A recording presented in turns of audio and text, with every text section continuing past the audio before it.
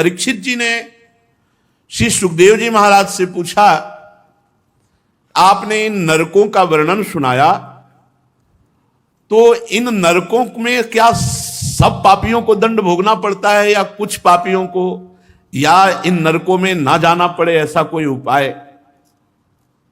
भगवान श्री सुखदेव जी ने कहा, परीक्षित, कर्म 3 प्रकार के होते हैं।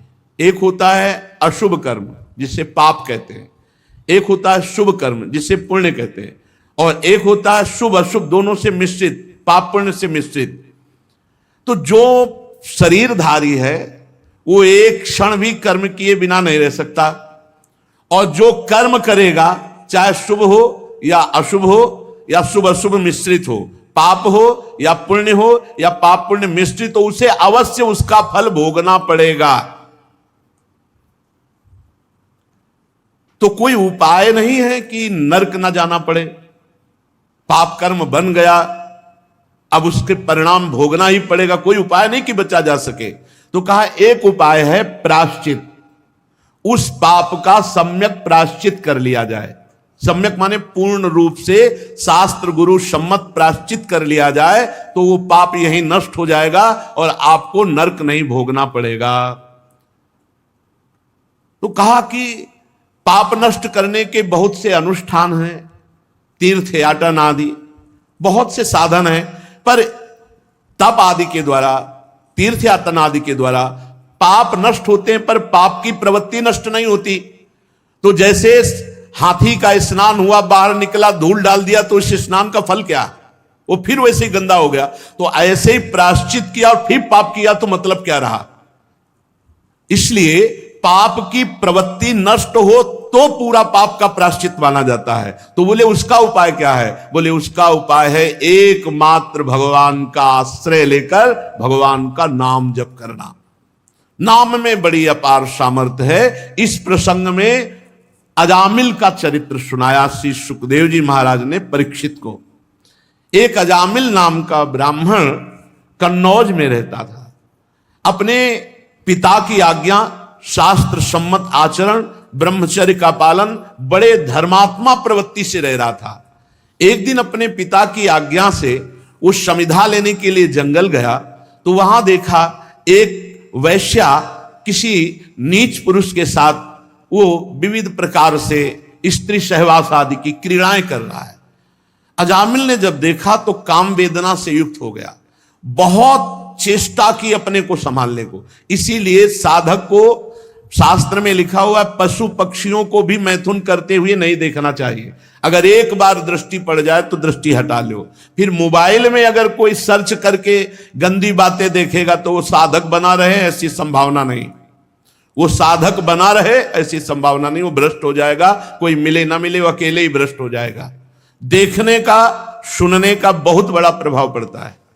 देखो, अजामिल ने देखा मात्र उस व्यभिचारिणी वैश्या को पर पुरुष से समागम करते हुए उसकी इंद्रियां विकल हो गईं। बहुत उसने कोशिश की अपने को रोकने की, नहीं रोक पाया और वो वैश्या का संग कर बैठा।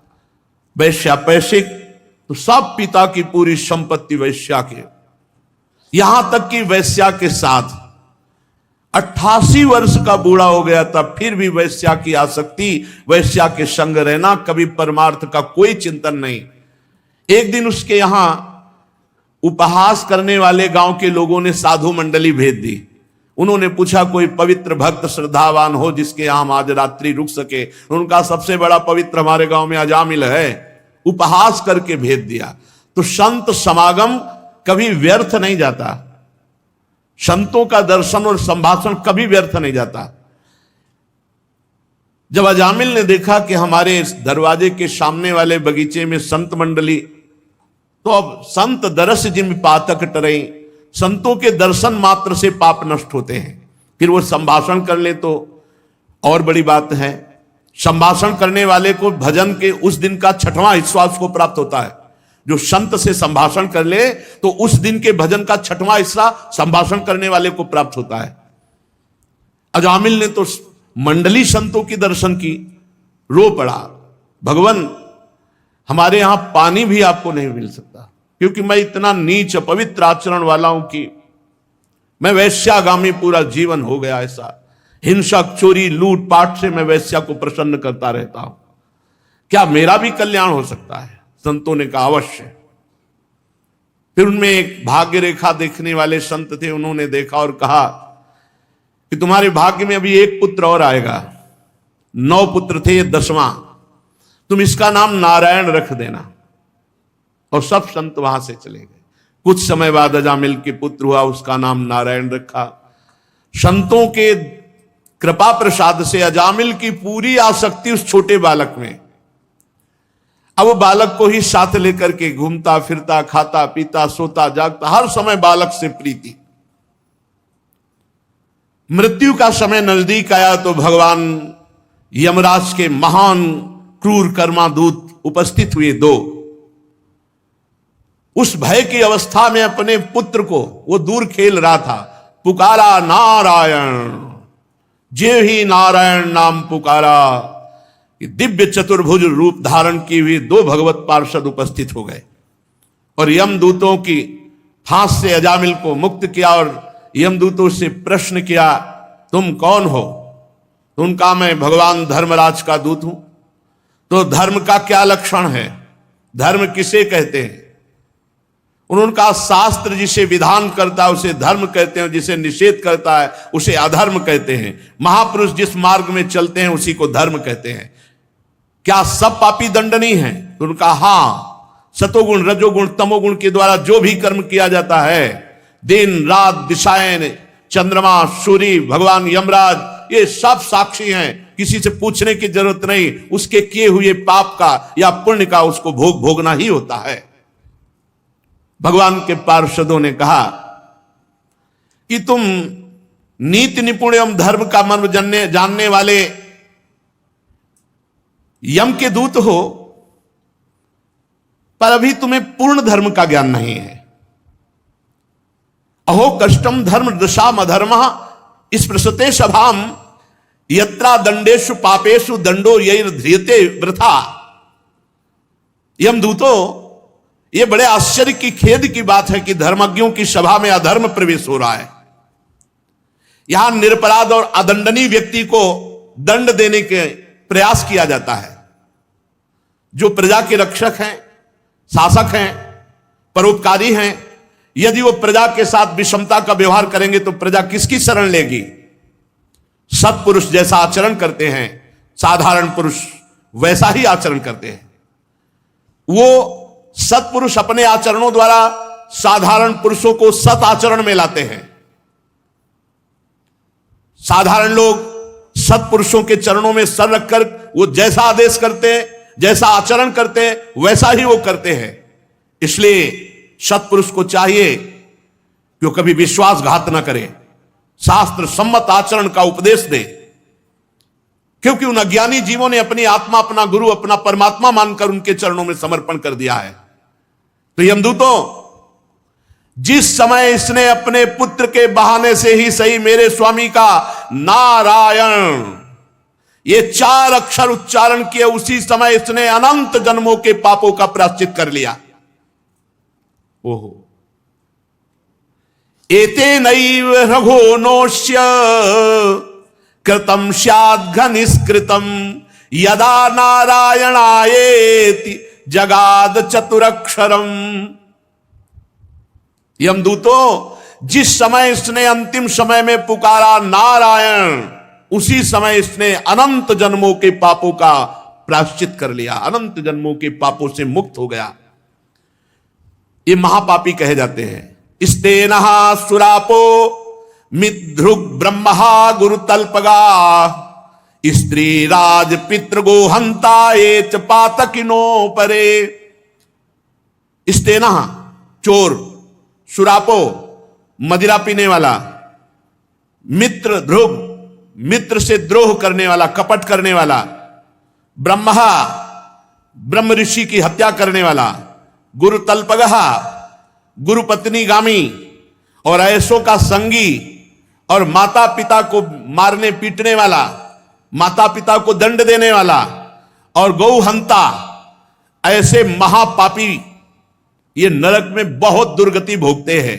पर यदि ये भी अबलो नसानी, अब ना न सही हो, अब तक पाप हुआ, आज से नहीं करूंगा, और नाम जब करने लगे तो कह रहे सर्वेशामप्यघवताम इदमेव सुनिष्कृतम नाम व्याहरणम विष्णुर यतस्तद्विषया मति। ये भी कभी दंड नहीं भोगेंगे, एकदम निष्पाप हो जाएंगे यदि ये भगवान श्री हरि का नाम जपना प्रारंभ कर दें। बहुत महिमा की बात है, इससे बढ़कर कोई साधन नहीं है। पापों का प्रायश्चित करने के लिए बताया गया है चंद्रायण व्रत।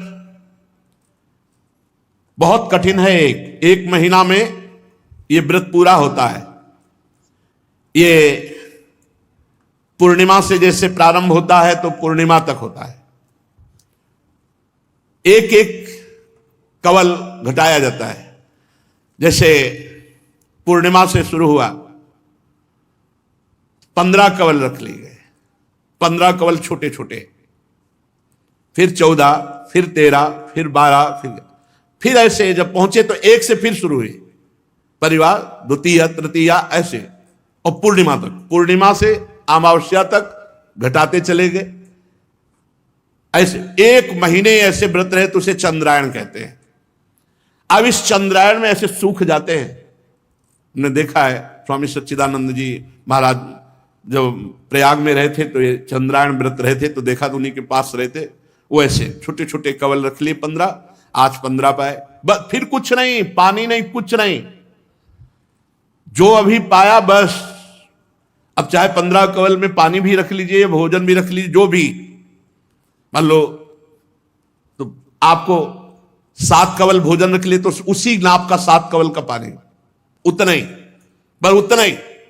फिर कम करते चले जाना, जैसे एक एक तिथि घटाते चले जाना है, और परिवार से फिर एक एक कवल बढ़ाते चले, ऐसे ऐसे।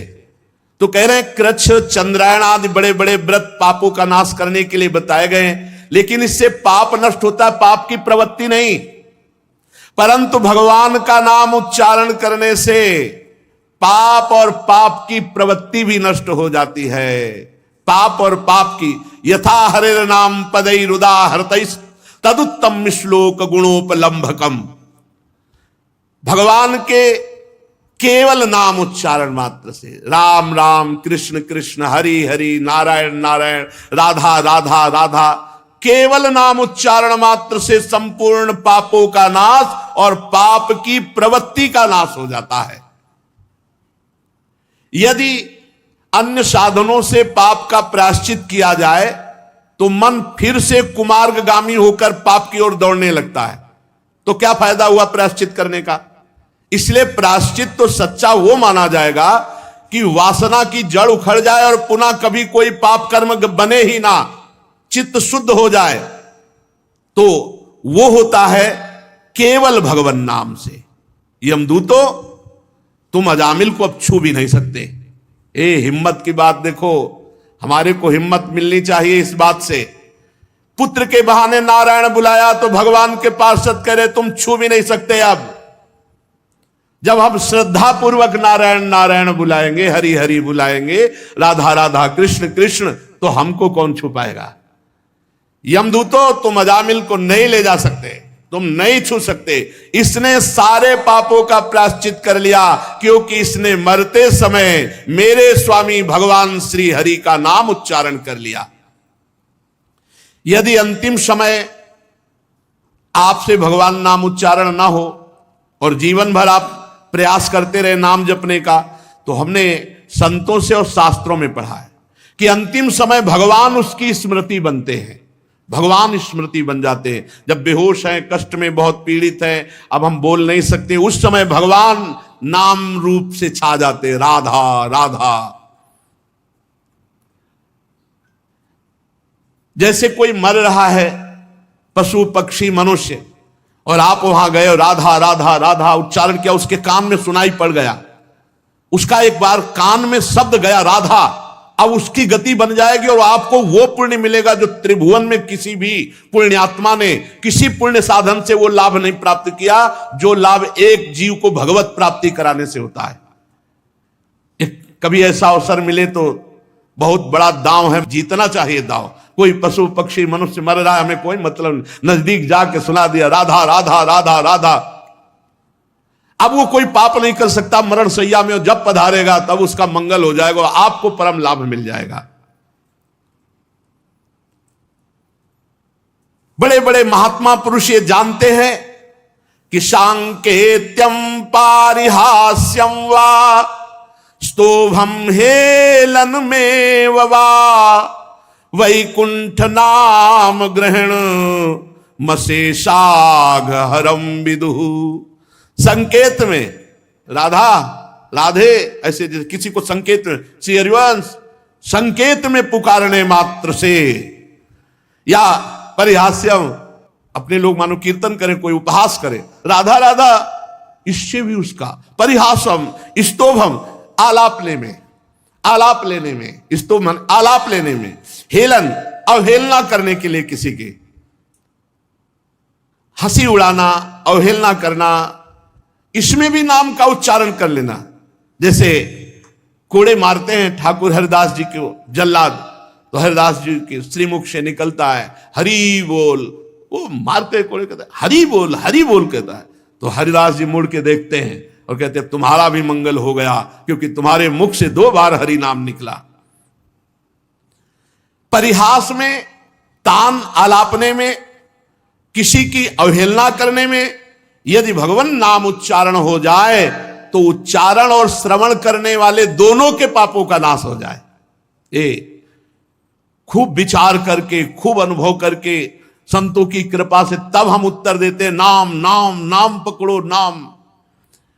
जो मनुष्य पतितः स्खलितो भग्नः संदष्टस्तप्त आहतः हरिरित्येव सेनाः पुमान्नार्हति यातनाम।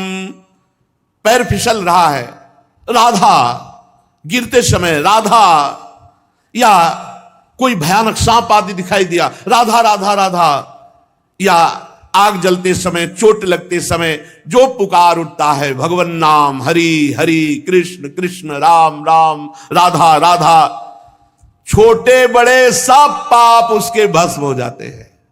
प्रेम से नहीं जप रहा, गिरते समय, फिसलते समय, भयानक सांप आदि देख करके भयभीत होकर पुकार पड़ा भगवान नाम, छोटे बड़े सारे पापों का प्रायश्चित हो जाता है। इसमें संदेह नहीं कि तपस्या, दान, जप, तीर्थ स्नान और भी अनुष्ठान ये पापों को नष्ट करते हैं, इसमें संदेह नहीं, नष्ट करते हैं, पर पापों को नष्ट कर देते हैं, पर मलिन हृदय को नहीं। मलिन हृदय ये नाम जप से शुद्ध होता है, भगवान के चरणों की सेवा से, और भगवान के नाम जप से जैसा हृदय शुद्ध होता है वैसा किसी तीर्थ स्नान, दान, पुण्य, तपस्या, अन्य साधनों से नहीं। यमदूतों जैसे जान या अनजान में अग्नि का स्पर्श हो जाए तो अग्नि जला देती है, वैसे ही श्रद्धा से, अश्रद्धा से, जान से, अनजान से कैसे भी भगवान के नाम का उच्चारण किया जाए वो सारे पापों को भस्म करके भगवत प्राप्ति करा देता है। ये नाम का प्रभाव है। जैसे कोई परम शक्तिशाली अमृत को गुण जानकर पिए या अनजान में पी जाए तो अमर ही हो जाएगा, ऐसे तुम जानकर महिमा नाम की जपो या अनजान में भी ऐसे ही राधा राधा, आप परम अमृत पद के अधिकारी हो जाएंगे। नाम अपना फल देकर ही रहेगा, वो तुम्हारी श्रद्धा की बिल्कुल भावना नहीं रखता। जैसे अमृत है, विष है, अग्नि है, अपना प्रभाव दिखाता है, ऐसे नाम अपना प्रभाव दिखाता है। भाव कुभाव अनखाल सहु, नाम जपत मंगल दिश दशहु। हरिहरति पापानि दुष्ट चित्तैरपि स्मृतः अनिच्छापि संस्पृष्टो दहतेव ही पावकः। दुष्ट चित्त पापी मनुष्य यदि ये महिमा सुन ले और उच्चारण करने लगे श्री हरि श्री हरि श्री हरि, तो जैसे अनजान या अनिच्छा से स्पर्श करने पर अग्नि जलाती है, वैसे ही भगवान श्री हरि का नाम समस्त पापों को जला देता है। कभी ये नहीं सोचना चाहिए कि हमारा मन लगता नहीं है, आग को छुओ मन लगा के तो जला देगी, बिना मन लगाए छू जाए तो जला देगी, कोई दूसरा अचानक छुआ दे तो जला दे। नाम का श्रवण, नाम का कीर्तन सारे पापों को भस्म कर देता है। श्रद्धा श्रद्धा, भाव को भाव, जैसे भी बने नाम जप। सकृदुच्चरितम येन हरिरित्यक्षरद्वयम् बद्धा परिकरस्तेन मोक्षाय गमनम प्रति।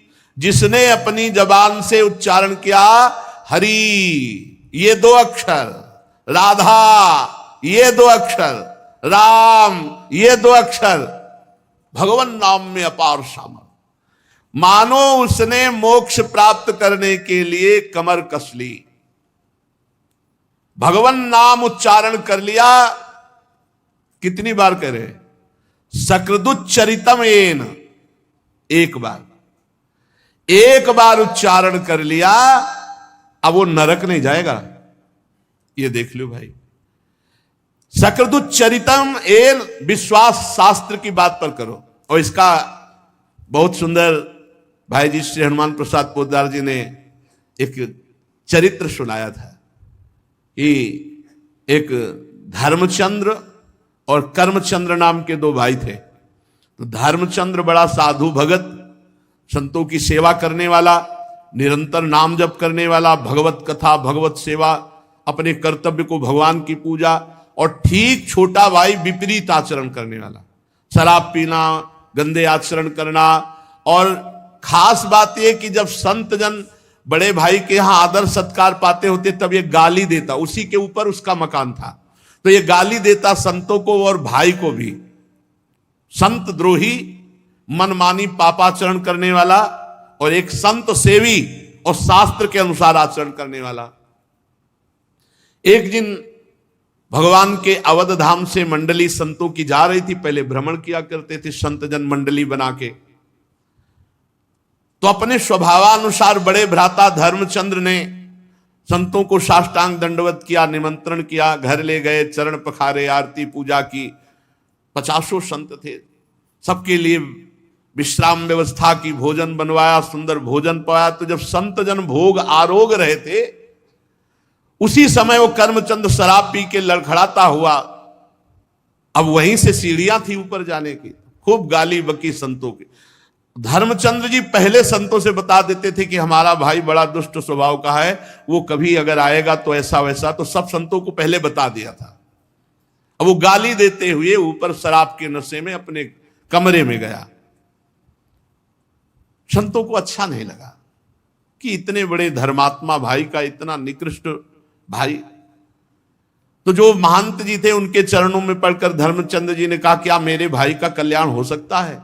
हम दोनों भाई मां के उदर में, एक ही उदर में पले, इसकी ऐसी दुर्गति देखकर मुझसे सहा नहीं जाता, क्या इसका कल्याण हो सकता है?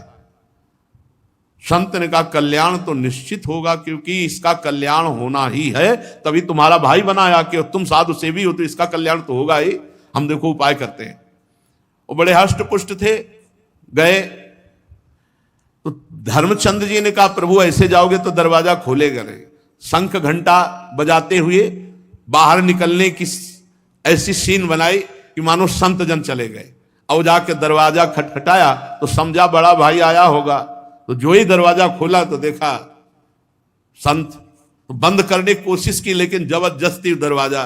और भगवान के भक्त तो भगवान के बल से बलवान होते ही हैं, छाती में चढ़ के बैठ गए और बोले, अब तुम्हारा भाई तुम्हें बचाने नहीं आएगा। बोले, वो तो वैसे नहीं बचाने आएगा। बोले, अब बोलो राम राम। बोले, नहीं बोलूंगा। बोले, बोल राम राम। वो कहा राम राम, हट गए। बोले, बेटा इसकी कभी कीमत मत लेना। संत भगवान आ गए नीचे और उनके भाई से कहा, काम हो गया। बोले, भगवान अब इसकी दुर्गति नहीं होगी। बोले, विश्वास रखो, भगवान के बल से कह रहे, अब इसकी दुर्गति नहीं होगी। कुछ दिन बाद कैंसर हो गया उसको, पाप का फल तो आता ही है, मरा। तो यमराज जी के पास गए तो चित्रगुप्त ने सारा खाता रखा और उस खाते में जांच की गई, शराब मांस व्यभिचार ये सब गंदी बातें, संत द्रोह सब। एक संत के द्वारा जीवन में 2 बार राम राम कहाया गया और संत छाती में बैठे थे।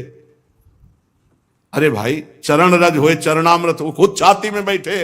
अभी कल्याण में कोई कसर रह जाएगी? अब यमराज ने देखा 2 बार राम राम, उनका इसको नर्क कैसे देख सकते? 2 बार राम राम बोला। बोले भाई, जिंदगी में तूने 2 बार राम राम बोला, क्या सुख चाहता है? तो संत की अमोघ वाणी उस समय भी उसके दिमाग में गूंजने लगी कि बेटा इसकी कीमत मत लेना। तो उनका आप बताओ तो क्या मिल सकता है? 2 बार राम राम का फल क्या हो सकता है? 2 बार राम राम का फल क्या दे सकता? तो उनका ये बात तो हम नहीं बता सकते। तो बोले जब तक बताओगे नहीं कि 2 बार का फल होता क्या, तब तक हम मांगे क्या? उन्होंने देवराज इंद्र का चिंतन किया कि त्रिभुवनपति वाले, ये लोकपाल है तो इंद्र त्रिभुवनपति। देवराज इंद्र आए, क्या समस्या? बोले प्रभु समस्या यह है कि इस पापी ने जीवन भर पाप किया, 2 बार राम राम बोला। अब इसको 2 बार राम राम की कीमत क्या है, उसके बदले में हम क्या दे सकते हैं? कह रहा, पूछ रहा है। भगवान नाम की, ये हम भी नहीं, ये तो ब्रह्मा जी बता सकते हैं। देवराज इंद्र ने कहा कि ब्रह्मा जी को बुलाया नहीं जा सकता, ब्रह्मा जी के पास चला, वो जगत गुरु है, परमेष्ठी पद पे है। तो जीवात्मा ने कहा पहले जो भयानक जीव जंतु हैं इनको वाला घटाओ, यमदूतों को। और धर्मराज जी से कहा आप, और देवराज जी से कहा आप थक गए हैं, हम बहुत पिटाई करते रास्ते में लाए हैं, पालकी में बैठा लो और जहां ले चलना ले चलो, नहीं बुला लो यहीं।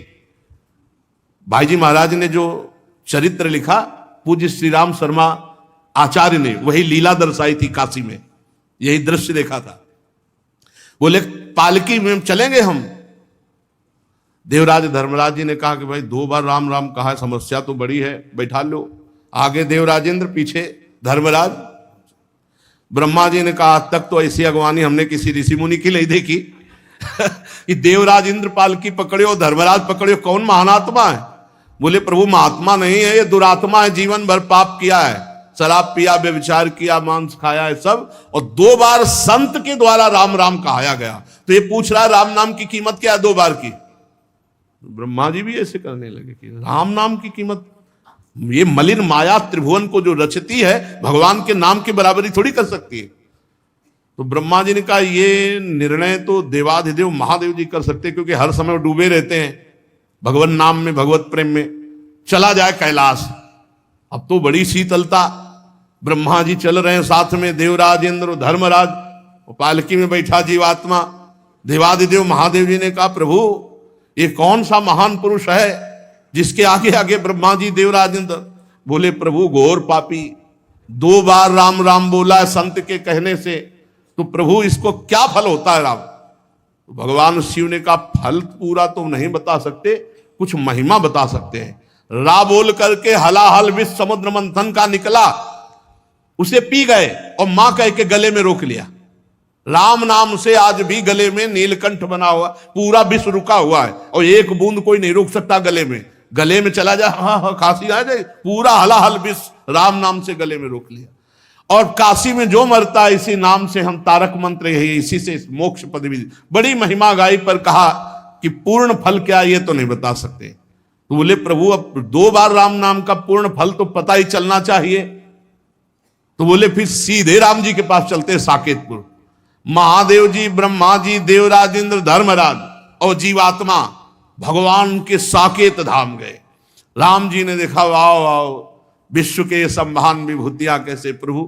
बोले प्रभु समस्या है कि जीवात्मा महान पापी, ये 2 बार आपका नाम लिया राम राम संत के कहलाने से।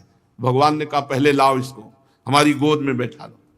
भगवान साकेत धाम में सियाजू पार्श्व में विराजमान, हनुमान जी चरणों में, और उस जीवात्मा को अपनी गोद में बैठा ला और कहा भाई कोई तपस्वी आज तक ऐसा नहीं देखा जैसा आप लोग लाए हो इसको, और आज ये हमारी गोद में बैठा है। हम सब तपस्या साधनाओं का फल दे सकते हैं, लेकिन ये तुम महिमा देख लो, लेकिन महिमा पूरी क्या है राम नाम की कीमत ये हम भी नहीं कह सकते। कहां लगी नाम बड़ाई, राम न सकही नाम गुण गाई। भगवान ने कहा इसे साकेत में छोड़ दो, जाओ।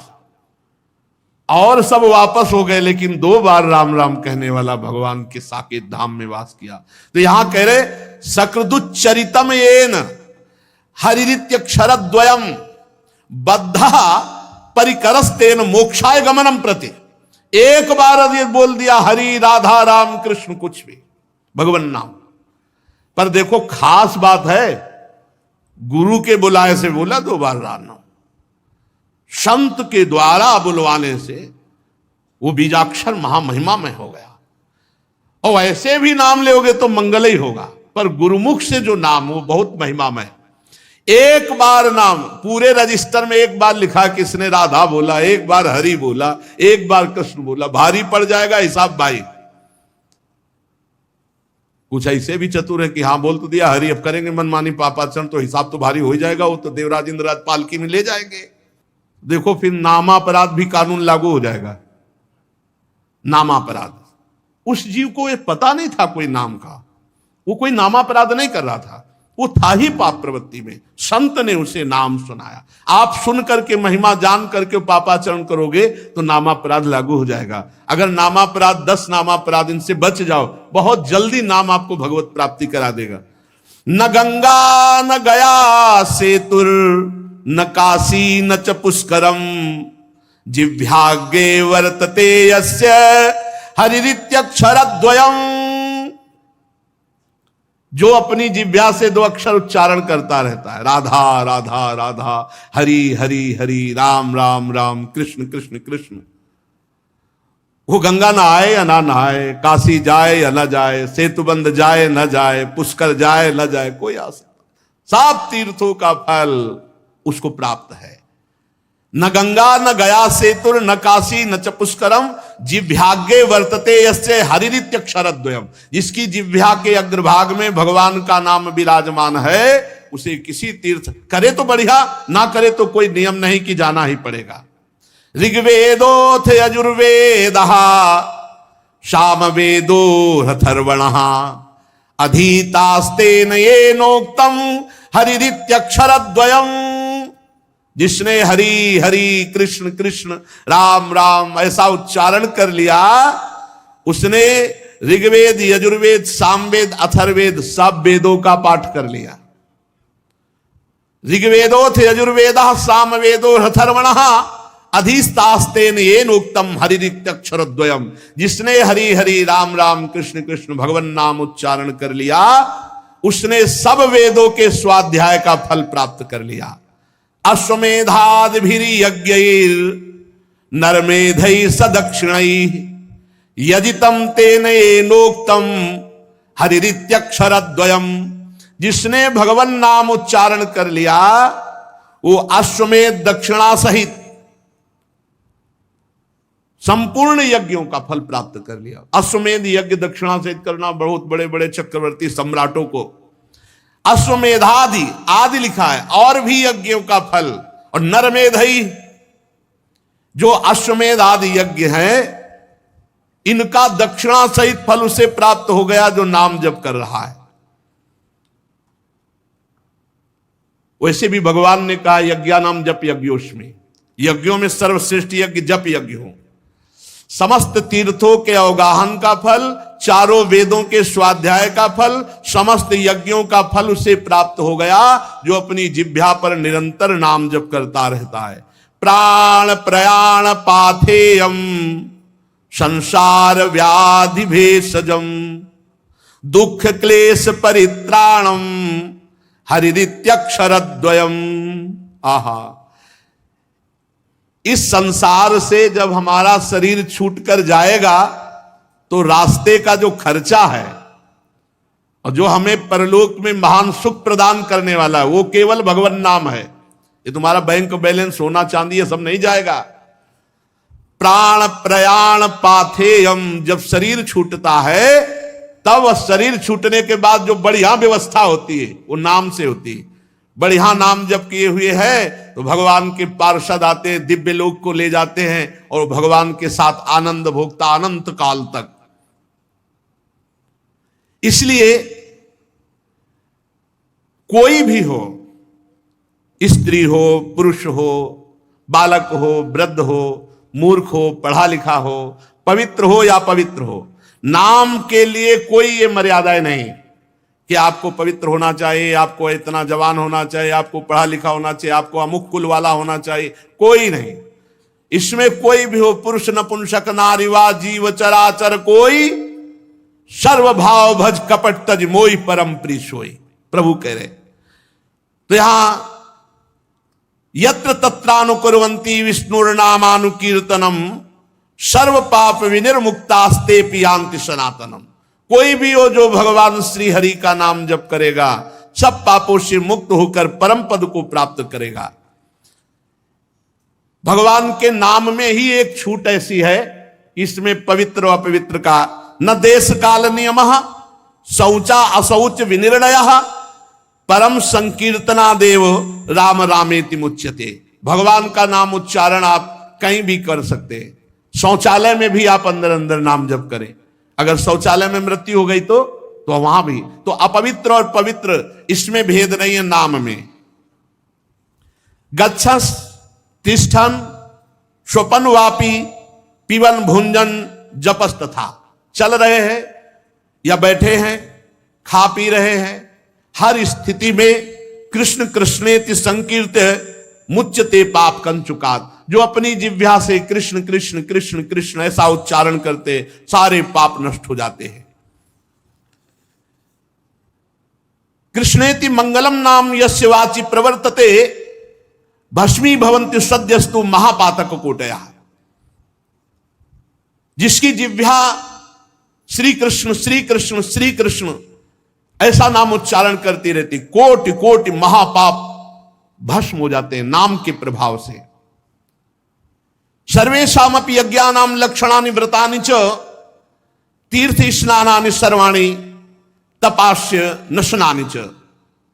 सारे यज्ञों का फल, लाखों व्रतों का फल, संपूर्ण भारत के तीर्थ स्नान का फल, संपूर्ण तपस्या उपवासों का फल, वेद पाठ और पृथ्वी की प्रदक्षिणा, ये सब मिलाए जाए तो भी कृष्ण नाम जापक की समानता नहीं कर सकते।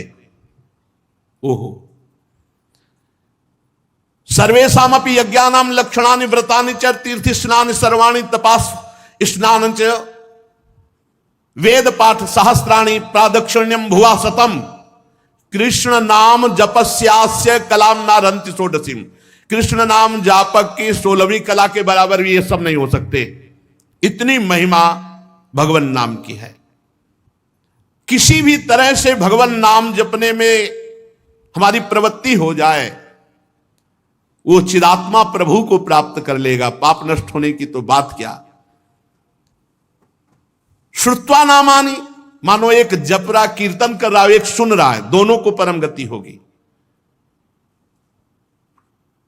बिल्कुल डरने की बात नहीं। सब साधनाओं का सार नाम जप। क्या जाता है धीरे धीरे, पहले वाचिक जप होता है राधा राधा राधा राधा राधा राधा, फिर उपांशुक होता है, फिर मानसिक होता है। उपांशु जब होने लगे तो समझना चाहिए अंतःकरण काफी पवित्र हो चुका है। फिर मानसिक पकड़ लिया तो फिर मन को परम पवित्र होना ही है। पहले वाचिक शुरू करे। यज्ञ वर्तते नाम तुभ्यम।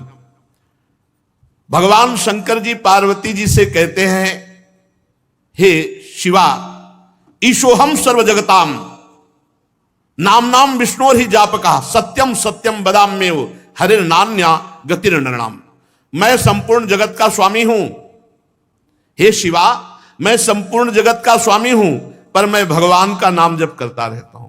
मैं तुमसे सत्य सत्य सत्य कहता हूं, भगवान नाम को छोड़कर जीवों के लिए अब और कोई गति नहीं है। नाम जप। वैसे भी सतयुग में ध्यान से, त्रेता में यज्ञ से, द्वापर में अर्चा पूजा से, कलयुग में केवल भगवान नाम से भगवत प्राप्ति। चौं जुग चौं श्रुति नाम प्रभावो, कल विशेष नहीं आनो पाओ। एकादपि एक बार नाम का भी उच्चारण तुम्हारे जीवन को मंगल यात्रा प्रारंभ करा देगा। शुरू तो करो तुम। एक बार भी नाम तुम्हारा कभी व्यर्थ नहीं जाएगा। तुम्हारे जीवन की मंगल नींव, तुम राधा बोले कृष्ण बोले, तुम्हारे मंगल भवन की नींव पड़ गई। अब तुम्हारा जीवन महाआनंदमय हो जाएगा। निरंतर नाम नाम। ये हम ऐसे नहीं, बचपन से सब संतों को देखा, बड़े बड़े सिद्धों को देखा, गंगा किनारे एक से एक सिद्ध ब्रह्मबोध संपन्न महापुरुषों को देखा, नाम नाम नाम। तब दिमाग ने पकड़ पाया कि केवल नाम। वर्तमानम च यत् पापम यद भूतम यद भविष्यति तत्सर्वम निर्दहत्याशु गोविंदानल कीर्तनम।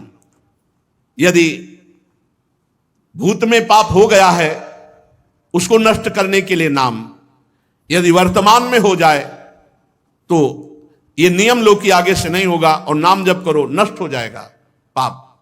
भविष्य में भी हमें और कोई आश्रय नहीं लेना, अगर गलती हो जाती तो नाम के बल से ही सब पवित्र हो जाएगा। वर्तमानम च यत् पापम यद भूतम यद भविष्यति तत्सर्वम निर्दहत्याशु गोविंदानल कीर्तनम। गोविंद गोविंद गोविंद, जहां जिह्वा से निकला सारे पाप नष्ट हो गए, चाहे वर्तमान के हो, चाहे भूत के हो या भविष्य में होंगे। डरना नहीं, मनमानी आचरण मत करना, इसके बल से नहीं तो नामापराध लागू हो जाएगा। नाम अगर चूक हो जाती है वर्तमान में तो नाम उसे भस्म कर देगा। गोविंद गोविंद हरे मुरारे, गोविंद गोविंद मुकुंद कृष्ण, गोविंद गोविंद रथांग पाणे, गोविंद दामोदर माधवेति। कैसा अमृत है, बस पान करते रहो। नामामृत कैसा, अभी स्वाद नहीं मिला, इसीलिए तार्किकों का संग न करे नाम जापक। यहां मना करते हैं, ये तार्किक लोग अश्रद्धा पैदा कर देंगे। इनके मन में चूंकि नाम जप करते नहीं, अनुभव कुछ है नहीं, अरे क्या केवल नाम जपने मात्र से हो जाएगा? केवल नाम जपने से ही होगा। ये जो तार्किक लोग होते हैं ये शराब की बोतल की तरह होते हैं। जैसे शराब की बोतल में चाहे जितना गंगा जल भरो हो, देव में चढ़ाने लायक नहीं रहती। अगर तर्क छोड़ करके सरल में हो जाए, धारा में बोतल को फेंक दो, अब उसका अस्तित्व ही खत्म हो जाएगा। ये तर्क छोड़कर यदि ये भी नाम जप करे तो इनका मंगल हो जाएगा। इसलिए यहां कह रहे हैं तार्किक पुरुषों का संग न करें। ये जो नाम में अश्रद्धा पैदा कर दे, ऐसे नास्तिकों, ऐसे तार्किक पुरुषों का संग न करें। जो नराधम नाम की अवहेलना करते हैं, नाम में अर्थवाद की कल्पना करते हैं, ऐसे लोगों का संग त्याग कर दे। जो नाम की महिमा सुनकर नाम जपने के लिए उत्साहित हैं, धन्यवाद है, उनके दुखों का अंत होने वाला है। ये महिमा सुनकर जिनके मन में बात आ गई कि आज से बस नाम ही जप करेंगे, अधिक से अधिक नाम जप करेंगे, तो कह रहे हैं वो धन्यवाद का पात्र है। उसके सारे पाप नष्ट होकर वो दुख को मिटाकर भगवान के प्रेम में डूबेगा। श्री सुखदेव जी महाराज कहा, परीक्षित, ये यमदूतों का और भगवत पार्षदों का दोनों का उपदेश सुन रहा था अजामिल, क्योंकि उसको लगा अरे मैंने जीवन कितना बर्बाद कर दिया, भगवान का नाम नहीं जपा। इधर भगवान यमराज के दूत छोड़ करके यम जी के पास गए। अजामिल उठा और भगवान के पार्षदों को साष्टांग प्रणाम किया।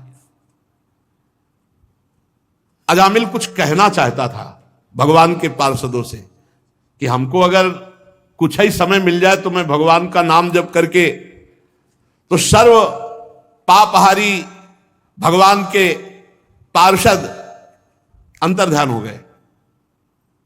कुछ कहना चाहता था कि अगर मुझे समय मिल जाए, बस वो शुरू हो गया। जो ही अंतर्ध्यान में, हाय मैं कितना नीच पापी। अब चूंकि भगवान के पार्षदों का दर्शन हुआ ना, बड़ा हृदय में पश्चाताप। और ये जो मैंने अभी दृश्य देखा, ये भगवत पार्षद, ये स्वप्न था या जागृत? अभी अभी हाथों में फंदा लिए हुए यमराज के दूत हमें खींच रहे थे और वो भगवत पार्षद बचा रहे थे। मैं इस जन्म का महापापी हूं, फिर भी कौन से जन्म का पुण्य उदय हो गया कि मेरे मुख से नारायण नाम निकल गया। नहीं नहीं, ये तो भगवान की अहेतुकी कृपा है। कहां भगवान का मंगलमय नारायण नाम, ये तो सचमुच केवल भगवान की अहेतुकी कृपा से निकला नाम। ये जो नाम भगवान का निकलता है, तो जेई नाम तेई कृष्ण, मानो भगवान कृपा करके नाम रूप से हमारी जिह्वा में स्फुरित होते हैं। अब मैं एक क्षण भी व्यर्थ नहीं जाने दूंगा। अपने प्राणों को वश में करके, इंद्रिय मन को वश में करके निरंतर नाम जप करते हुए भगवान में तन्मय हो जाऊंगा। और ऐसा ही किया, वहां से सीधे हट गए। मैंने अज्ञानवश जो अभी तक समय में व्यतीत किया, नहीं, भगवान की इस माया ने मुझे बहुत नचाया। अब नहीं, थोड़ी देर के लिए भगवान के पार्षदों का संग हुआ, सब कुछ छोड़कर हरिद्वार में गए और एक भगवान के मंदिर में बैठ करके अपनी इंद्रिय मन को सब जगह से हटाकर भगवान का निरंतर चिंतन करते हुए अपनी बुद्धि को भगवान में मिला दिया और अनुभव स्वरूप परमात्मा को प्राप्त करके अपने शरीर को छोड़ दिया। नाम जप करते हुए अजामिल ने हरिद्वार में अपने शरीर को पूर्ण किया। शेष चर्चा आगे। बस हमको ये ध्यान रखना है, जो अजामिल ने नियम लिया कि अब अपनी इंद्रिय और मन को समेट कर केवल भगवान का भजन करते हुए भगवत प्राप्ति कर ली, ये लक्ष्य हमारा भी बन जाए कि हम सब काम करते हुए भगवान का नाम जप करें और नाम जप के प्रभाव से इसी जन्म में भगवत प्राप्ति करें। श्री राधा वल्लभ लाल की।